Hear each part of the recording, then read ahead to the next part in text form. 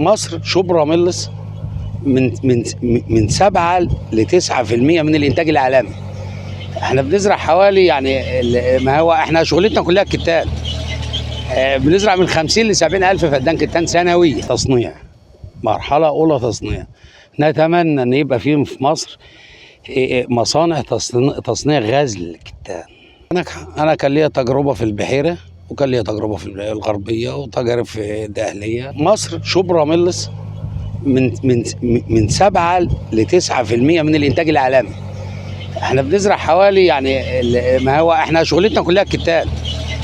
بنزرع من 50 ل 70 الف فدان كتان سنويا. في حوالي من 20 25 ماكينه كتان موجوده، وفي مكانات تانية لمشتقات الكتان. يعني بقت في عمليه تسهيل في التصنيع.